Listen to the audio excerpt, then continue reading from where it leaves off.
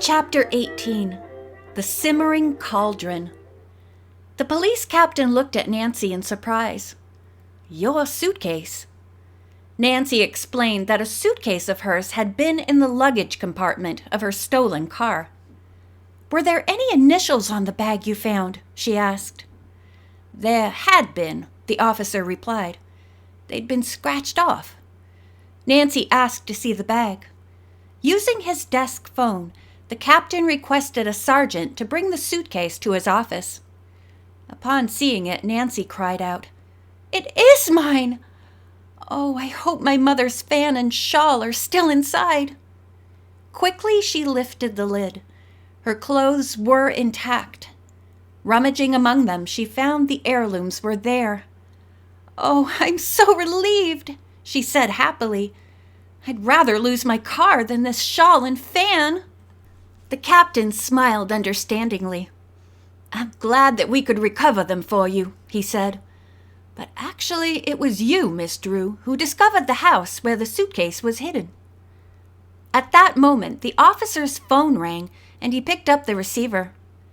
After listening a few moments, he put down the instrument and turned to Nancy. "Well, this seems to be your day for recovering things. Your stolen car has been found in an out-of-town second-hand lot." "Oh, how wonderful!" Nancy exclaimed. The captain went on to say that the man who had brought the car in had given the name Ralph Winter and said he came from New York City. He had a bill of sale, so naturally, the lot man did not suspect the car had been stolen. "If it is my car," said Nancy, "then the bill of sale must have been forged." "You're quite right," the captain agreed. "Car's yours, all right. My man checked the serial numbers." "Was the thief caught?" Nancy asked. "Not yet," the officer answered, "but we'll send out an alarm. The man bought a gray sedan." "Did my description of the car thief fit this man?" Nancy inquired. "Yes, it did. Dark, slender, 40 years old, small, piercing black eyes, low forehead, hair rather coarse and stiff." Nancy smiled. "He's the one, all right." She thanked the captain for all his help and left headquarters. When Nancy appeared at the car carrying her suitcase, Bess's eyes grew large. "Your stolen bag!" she said unbelievingly. "Is everything in it?" "Everything," Nancy answered. Turning to Donna May, she said, "Even my mother's shawl and fan, which I can now use at the ball." "I know you will look simply adorable," Donna May cried out ecstatically. On the way home, Nancy announced that she would like to stop at Uncle Rufus's cabin. Donna May became a little impatient. She wanted to hurry home and talk with Alex. "Oh, I shan't be long," Nancy promised her. When they reached the tiny cabin in the bayou, no one was around.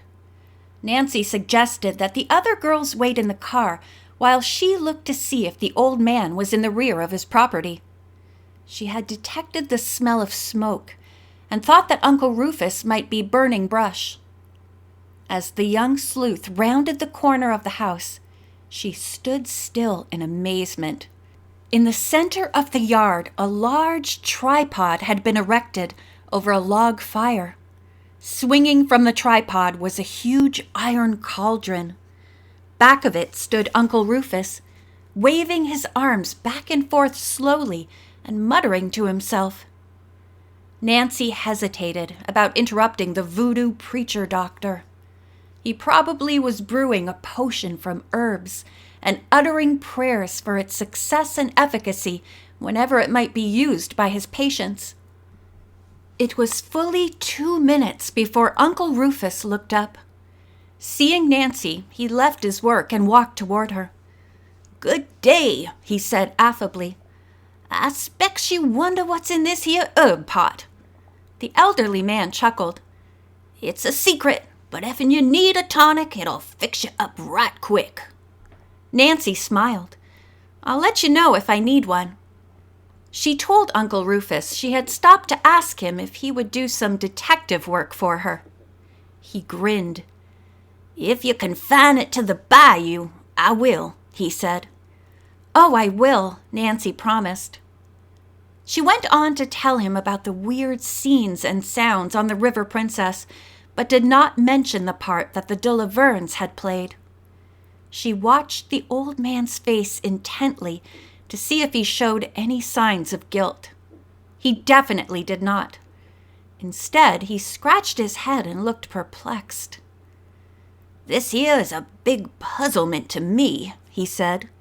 "Once in a while I hear a tom-tom, but lots of our folks got them. I's sure none of those people goes near that old showboat."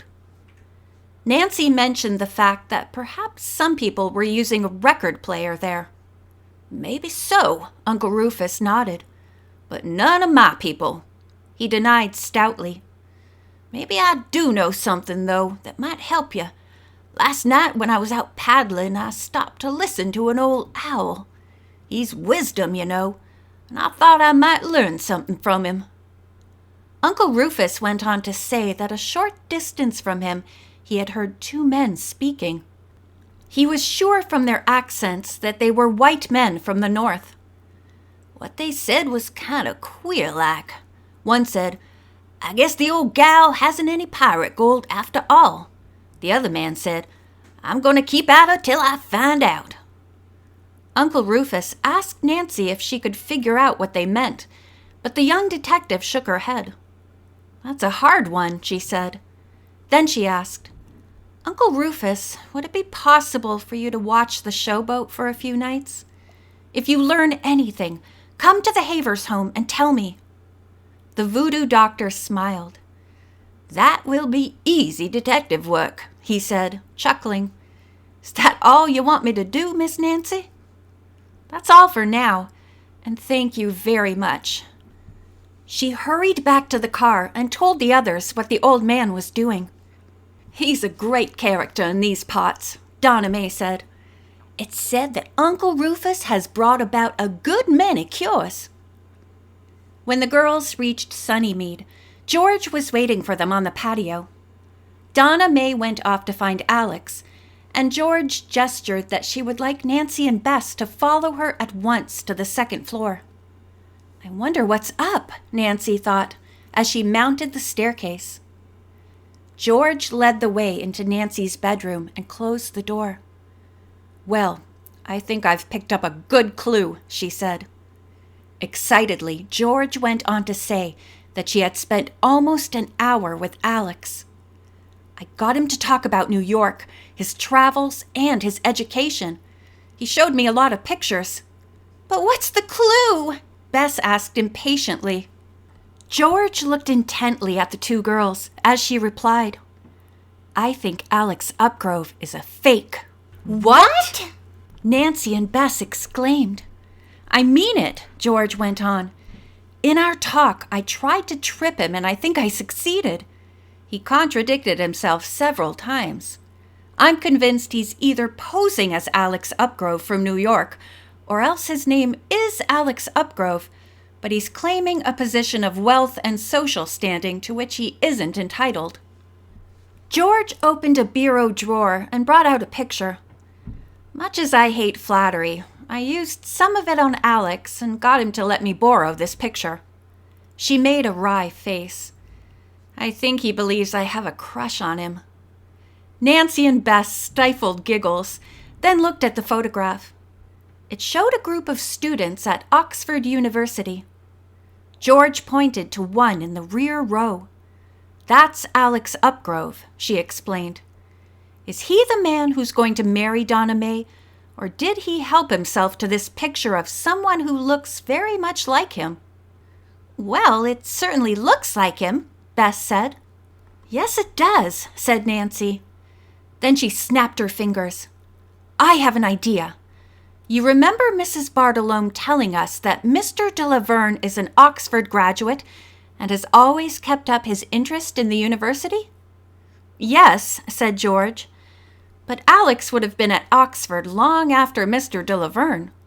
How could he identify the person in this picture?" "I know it's a long shot," said Nancy, But Mr. de Laverne may have other pictures or records of Oxford graduates. Let's go see him, with the excuse that we're returning Mrs. Farwell's ornamental hairpin. Nancy looked at her wristwatch. If we hurry, girls, we could just make the trip before dinner. Come on! End of chapter 18.